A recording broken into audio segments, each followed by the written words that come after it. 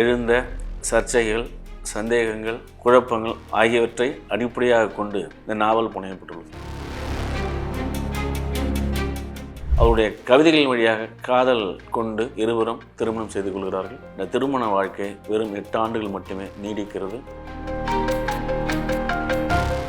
2 எழுத்தாளர்களுடைய வாழ்வில் என்ன நிகழ்கிறது என்பதுதான் இந்த நாவலுடைய அடிநாதமாக இருக்கிறது.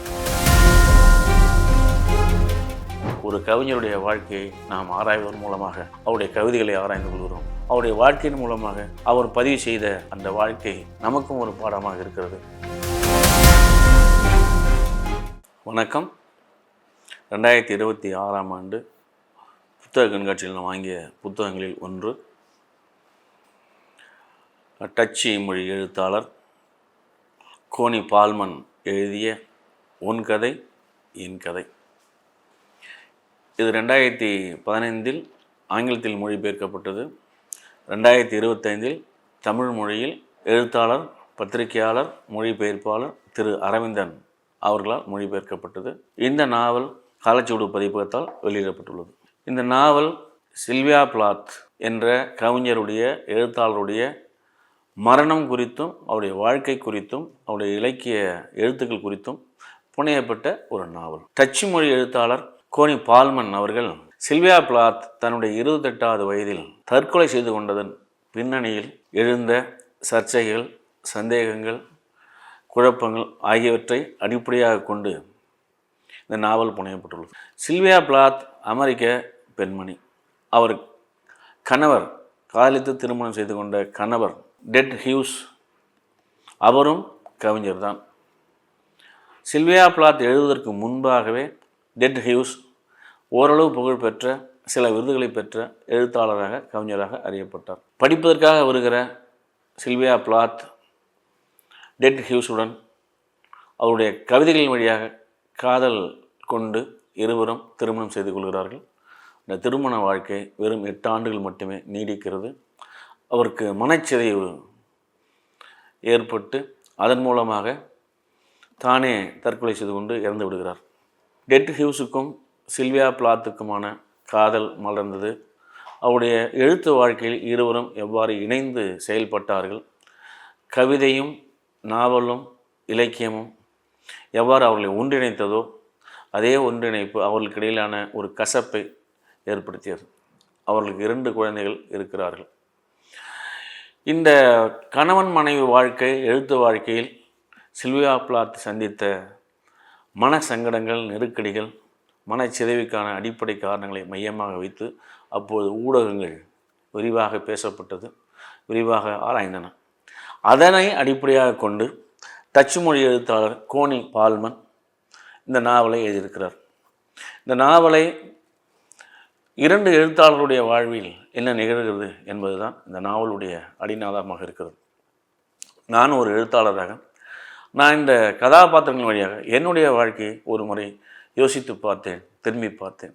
என்னுடைய வாழ்க்கையில் ஏற்பட்டிருக்கக்கூடிய நெருக்கடிகள், சங்கடங்கள் அல்லது நல்ல படைப்புகள் உருவாகும் போது ஏற்படக்கூடிய சந்தோஷங்கள், நண்பர்கள் அல்லது விவாதம் செய்யக்கூடிய இலக்கியவாதிகள், இவர்களுக்கு இடையிலான ஒரு நட்பு வட்டம் எப்படி உருவாகிறது, இந்த 2 எழுத்தாளர்களும் எந்தெந்த எழுத்தாளர்களை விரும்பி படித்தார்கள், எந்தெந்த நாவல்களை விரும்பி படித்தார்கள், அவர்கள் உகந்த நாவல்கள் என்ன, அவர்கள் ஏன் அதை விரும்பி படித்தார்கள், அவர்கள் படித்த இலக்கிய நூல்கள் அவருடைய எழுத்தில் எவ்விதமான தாக்கத்தை ஏற்படுத்தியது என்பதையெல்லாம் நுணுக்கமாக ஆராய்ந்து அலசி அது ஒரு புனைவாக, ஒரு நாவலாக எழுதி இன்று தமிழ் மொழிக்கும் வருகிற அளவிற்கு அந்த நாவல் புகழ்பெற்றிருக்கிறது.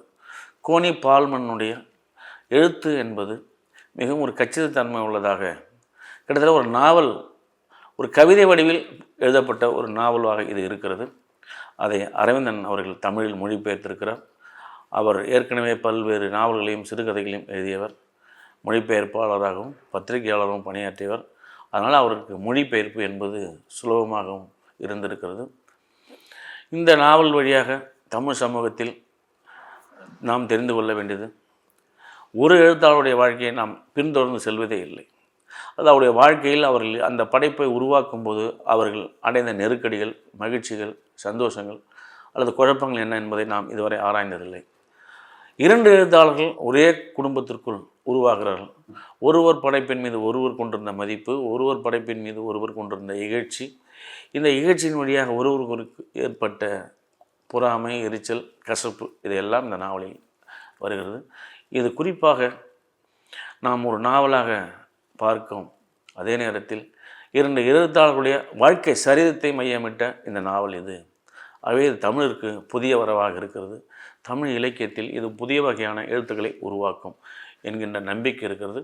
சில்வியா பிளாத் உலக அறியப்பட்ட ஒரு கவிஞர். அவர் தன்னுடைய சுயசரிதை த பெல் ஜார் என்ற சுயசரிதை தன்மை உள்ள ஒரு நூலையும் எழுதியிருக்கிறார். கொலாசஸ் என்ற கவிதை தொகுப்பு, ஏரியல் என்ற கவிதை தொகுப்பும், கலெக்டட் போயம்ஸ் சில்வியா பிளாத் என்ற கவிதை தொகுப்பும் வந்திருக்கிறது. 1932 பிறந்து 1963 தற்கொலை செய்து கொண்டார்.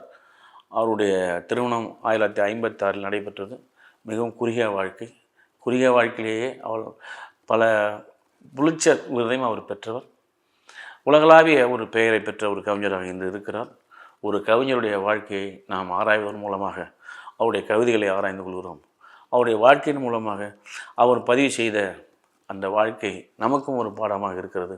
குறிப்பாக த பெல் ஜார் என்பது அவர் முதன்முதலாக சந்தித்த, பழகிய, காதலித்த ஒரு நண்பரனுடைய வாழ்க்கையை அடிப்படையாக கொண்டது என்று சொல்லப்படுகிறது. ஆகவே ஒரு கவிஞருடைய வாழ்க்கையில் என்னென்ன நிகழ்ந்திருக்க முடியும், அதுவும் குறுகிய வாழ்க்கையில் வாழ்ந்த ஒரு கவிஞருடைய வாழ்க்கை. கணவன் எழுத்தாளனாக இருக்கும்போது அந்த கணவனுக்கும் இவருக்குமான ஒரு நெருக்கடி, போராட்டங்கள், வேலையின்மை, மாறி மாறி ஊர் போகுது, காதல், குடும்ப பிரச்சனை, இது எல்லாம் சேர்ந்து அவருடைய வாழ்க்கையை எவ்வாறு மாற்றி அமைத்தது, அவருடைய இலக்கியத்தை, கவிதையை எவ்வாறு மாற்றி அமைத்தது என்பதை அறிவதற்கு இந்த ஒன் கதை என் கதை என்கின்ற இந்த நாவல் நிச்சயம் உதவும். நன்றி, வணக்கம்.